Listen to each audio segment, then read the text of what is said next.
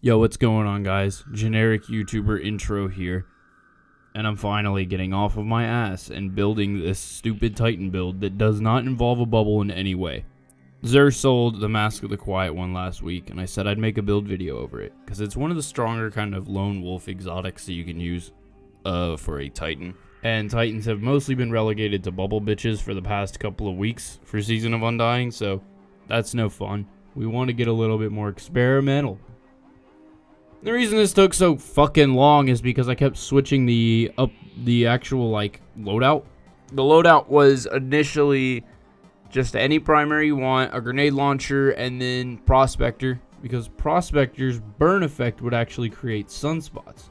But I decided to go with something a little more flexible, and I guess even more controversial. But I guess this is the hill I will die on, because I am convinced that the Polaris Lance is one of the fucking best weapons in the game, and I will fight on that hill till I drop.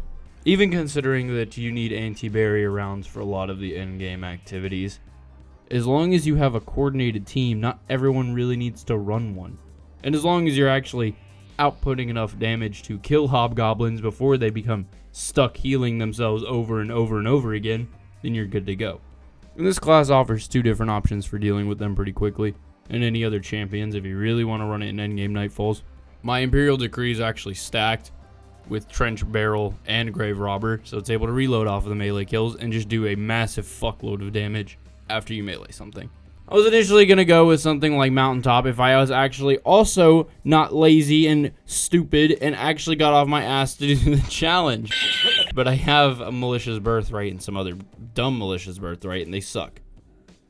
Polaris Lance, so the perfect fifth. Your fifth precision hit will load an explosive round, and that will actually burn the enemy. Whenever they're burning, as long as you kill the enemy that's burning while they're still burning, it'll create a sunspot. So if you're running bottom tree hammers, this is bottom tree, right? Bottom tree hammers with a Polaris Lance, and you get any of the enemies that you torch killed by any source, then you are good to go. So the Polaris Lance actually is able to spam solar sunspots. And I actually want to try this with Phoenix Cradle, so after this, I'm literally plowing through the rest of Shadowkeep on my Titan. And then one huge thing is, if you're ever trying to use an exotic primary, you are cutting your boss damage by a good bit, and you usually want to compensate for that. Hunters have it easy. They're able to use pretty much any weapon they want in the game, and still rock a lot of boss damage because Celestial Nighthawk exists.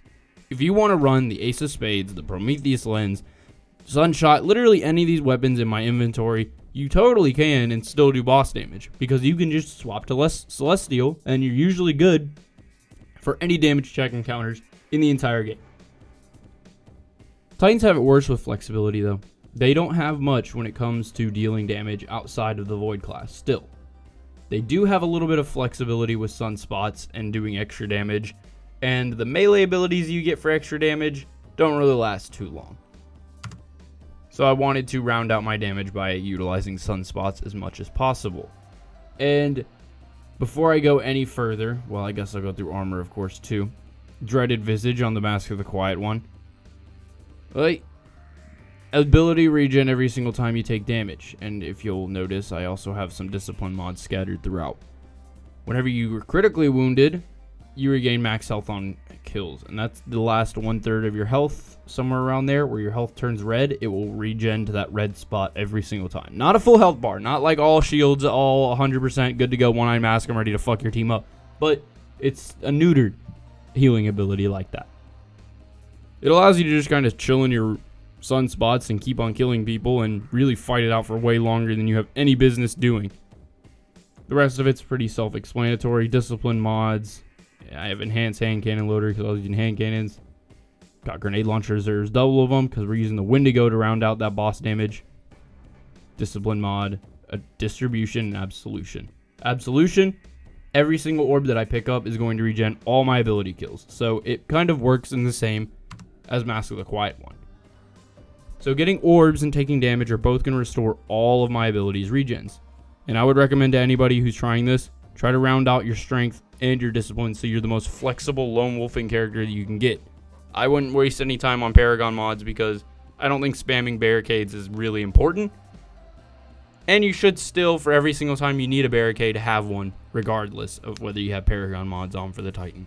There's not many times where you're going to be like, man, I just really need to have 3 barricades up in 10 seconds. I really need that. Need those barricades, man. Why don't you put the Aeon Soul needs to regen barricades again.